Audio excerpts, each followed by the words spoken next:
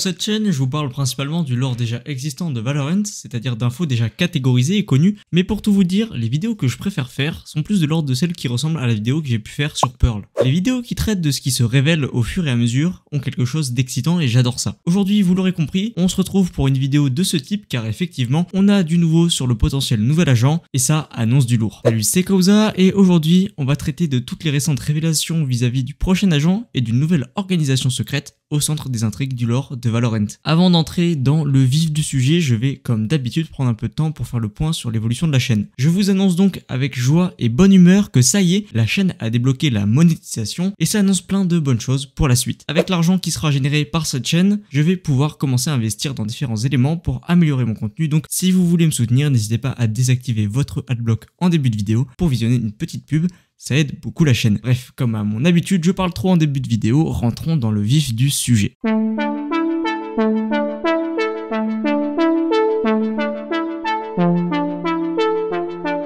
Avant de parler de ce qu'on suppose, parlons de ce que l'on sait. Le prochain agent s'appellera vraisemblablement Varun Batra et sera un expert en antiquité. Ces informations nous viennent comme souvent du bureau de Brimstone où on retrouve un mail de Fade au chef du protocole.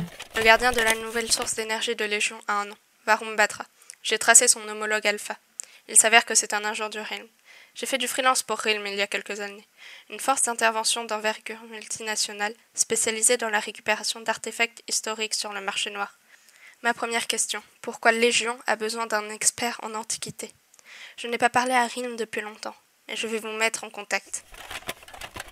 Premièrement, on apprend que Varun Batra fait partie de Valorant Legends, l'équivalent Oméga du protocole Valorant. Je compte faire une vidéo dessus dans les prochaines semaines, dont la mission est de voyager sur la Terre Alpha et de récupérer de la radianite. En l'état, Varun est donc agent de Valorant, mais seulement dans l'un des deux mondes du jeu. Je suppose donc, et je ne pense pas me tromper, que Varun Alpha rejoindra le protocole dans très peu de temps. On a d'ailleurs quelques informations à son sujet, laissez-moi vous les présenter. Le mail de Fade nous présente un nouvel acteur du monde de Valorant sur la Terre Alpha, Realm, une multinationale spécialisée dans le rachat d'antiquités sur le marché noir. Fade a d'ailleurs déjà travaillé pour eux en freelance, c'est-à-dire qu'elle travaillait à leur compte sans faire réellement partie de l'entreprise. Varun est donc probablement un expert en antiquité qui agit sur le terrain, et Fade se demande ce que Valorant Legion peuvent bien avoir à faire d'une telle profession. J'ai ma petite théorie sur le sujet. Pour moi, Varun a été engagé par Valorant Legion pour faire des recherches autour d'artefacts similaires à l'armure infusée de radianite trouvée sur Icebox, mais du monde Oméga, par exemple la nouvelle source d'énergie qu'ils ont découvert, et donc de percer le mystère autour de leur existence préalable à la First Light. Fade informe donc Brimstone qu'elle va les mettre en contact, lui et Realm, le plus vite possible afin de pouvoir en savoir plus sur lui. Varun Batra est très probablement indien car quand on recherche son nom sur Google, on apprend que Batra est un nom d'origine indienne. Maintenant qu'on a parlé de ce qu'on sait, parlons de ce que l'on spécule. J'ai ici plusieurs pistes que j'ai recueillies sur internet avec l'accord de leurs auteurs. Je vais donc vous en exposer quelques-unes.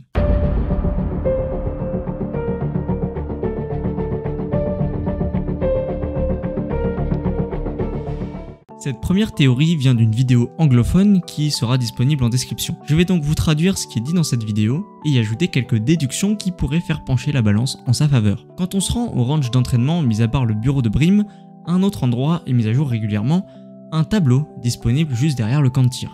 On y retrouve beaucoup d'éléments, dont par exemple les emplacements géographiques des maps, mais aussi depuis peu un sorte de logo crypté et un autre logo lui bien visible.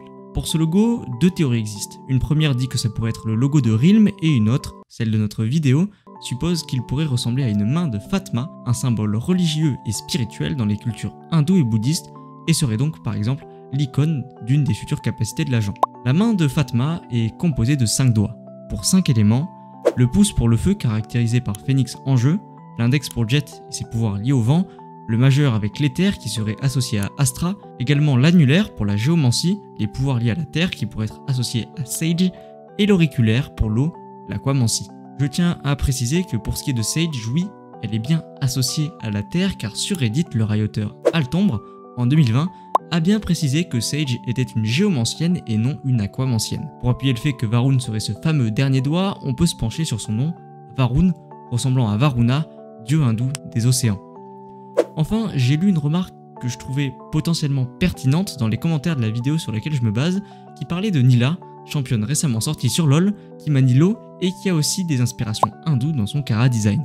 Certains font donc le lien avec ce qui s'était passé entre Zeri et Neon, qui étaient sortis en même temps, mais cependant, Je pense pas que la comparaison puisse être viable car les équipes de Riot Lore pour Valorant et LoL avaient bien précisé dans un article que cet événement était exceptionnel et relatif à la promotion d'Arcane. En résumé, selon cette théorie, qui m'a l'air ma foi plutôt plausible, Varun Batra serait un agent, radiant ou non, ayant des capacités liées à l'eau dans son kit. On sait cependant qu'il est expert en antiquité et ce grâce au lien de sa version alpha avec Realm. Il faudrait donc trouver un lien entre sa profession et ses pouvoirs, ce que je n'ai pour le moment pas réussi à faire. C'est pourquoi j'apprécie une autre théorie trouvée sur le Discord Valorant Lore FR que je vais vous exposer.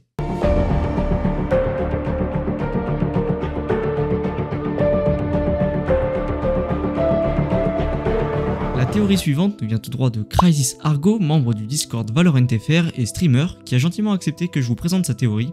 Retrouvez sa chaîne Twitch en description. Vous vous souvenez du tableau abordé en début de vidéo? Eh bien, je vous avais parlé de deux logos. La première théorie s'appuyait sur le logo lisible, celle-là se penche sur l'autre. Le logo, ou plutôt cette illustration, représente un élément partiellement caché qui pourrait faire penser à une sorte de casque ou quelque chose du style. On pourrait donc avoir un Varun qui manierait le son plutôt que l'eau. J'aime beaucoup cette théorie, bien qu'en soi elle ait moins de justification que pour l'autre, car j'aimerais beaucoup voir une grenade leurre comme celle présente sur Counter-Strike Global Offensive, qui simule des tirs qu'on pourrait activer à distance à la manière d'un piège de Killjoy par exemple pour déstabiliser l'ennemi. Qui plus est, l'utilisation du casque, si on pousse un peu, pourrait être reliée à son métier, où le son pourrait l'aider à trouver des artefacts cachés. En soi, je pense que ces deux théories peuvent être justes et même entremêlées ou être complètement fausses, je ne sais pas. Mon rôle n'est pas de trouver des réponses, mais bien de vous donner les clés pour que vous les trouviez vous-même. Enfin, une autre théorie qui pourrait s'avérer vraie, mais qui se relie un peu moins aux dernières actus, pourquoi pas la gravité.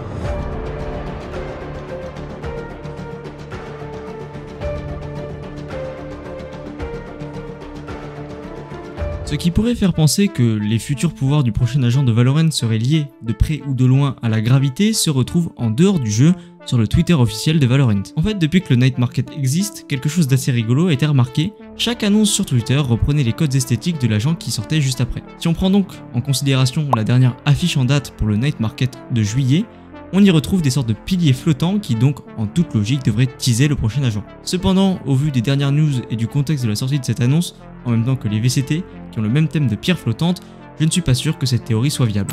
Bref, voilà pour ce que j'ai pu trouver, relever et théoriser sur le prochain agent. On se retrouve normalement d'ici 2 à 3 semaines pour une vidéo dédiée à celui-ci, une fois qu'il sera sorti. Vu qu'on est encore dans le vif, que ces informations sont très récentes, je mettrai des updates en commentaire épinglés en cas de nouvelles informations, vu que faire une nouvelle vidéo serait sûrement pas très utile. Merci donc à vous d'être présents sur la chaîne, sur le Discord et sur Twitch.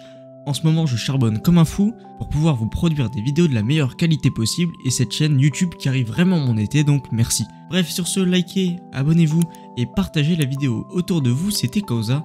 À la semaine prochaine, bye.